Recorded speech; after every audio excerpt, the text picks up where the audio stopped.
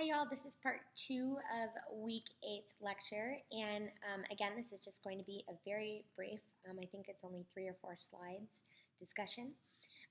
It ties in a little bit of the hashtag activism, social media, research, and the like. And here, what we're really talking about is freedom of speech. So, taking a look at First Amendment and censorship issues, we can consider the following quote. The First Amendment, which entitles us to our freedom of speech, protects individuals from government censorship. Social media platforms, however, are private companies and can, in fact, censor what people post on their websites as they see fit.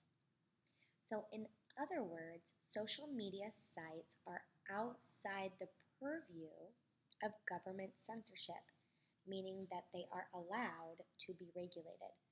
So the question here, the challenge is whether or not this context is an infringement on our First Amendment rights, freedom of speech. Whether or not social media groups should be able to function as private entities that can, in fact, censor what we say and do online.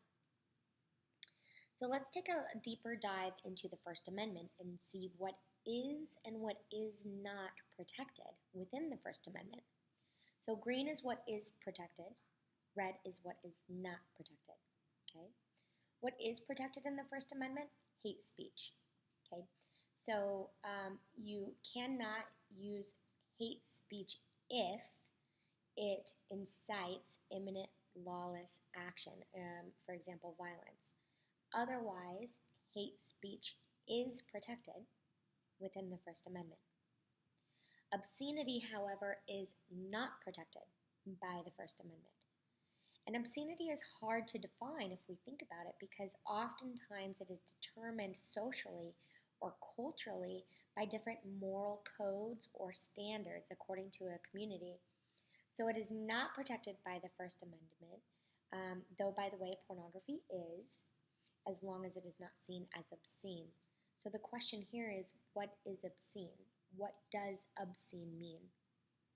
What is protected? False statements of fact or lies and rumors, right? Unless these lies or rumors are aimed at damaging another person's reputation, which is then called defamation. And finally, what is not protected by the First Amendment? Harassment. True threats and serious expressions of intent and violence. The problem has been recently whether to decide or not whether cyberbullying fits under harassment, right? So in other words, you cannot harass another individual and be protected by the First Amendment. So that then brings us back to this idea of social media. Social media are very powerful and private entities, so they are not protected under the First Amendment, right?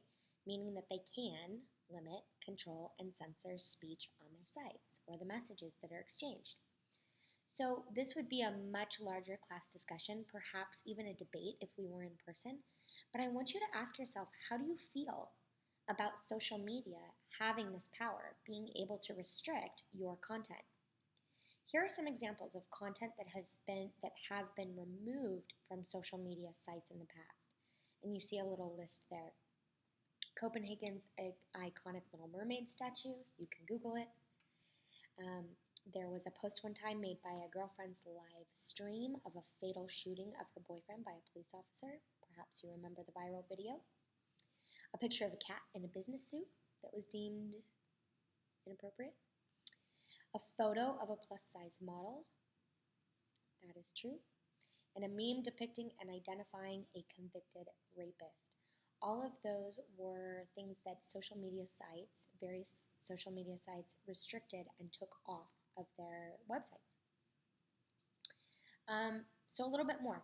Considering the role of Twitter, even right now with what's going on in society in relation to the coronavirus, with the upcoming election, and some of the other really big issues that are confronting society, how might this type of censorship, or even knowing that it's a private entity that can censor communication, can censor messages, can censor speech, how does that affect our society and democracy?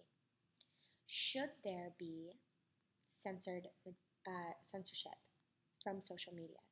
Are there certain types of speech or acts that we need to add to that list of what is or is not protected by the First Amendment? So, for example, just a couple years ago, Craigslist was asked to take down several classified ads that the government officials believed were linked to human trafficking, right? So where human trafficking was hidden in the messages of certain Craigslist classifieds. Craigslist was asked to take that down. Craigslist said okay, and they censored that material. Should there be a criteria, for example, for these types of decisions to take place? And should those criteria be agreed upon by the users? So again, if you were to just take a look at the downloadable PowerPoint, not this one that is from YouTube with audio and visual, you'll see those last two links there. Take a look at Facebook's community standards and Twitter rules, and here is where you will see each company's perspective, role, take on censorship. And then you can go back and ask yourself those questions as to whether or not there should or should not be censorship by social media, whether or not that is an infringement of first rights or necessary, and why. All right, thank you so much. Good class, right? Sounds good. And now I'm done. Stop the recording.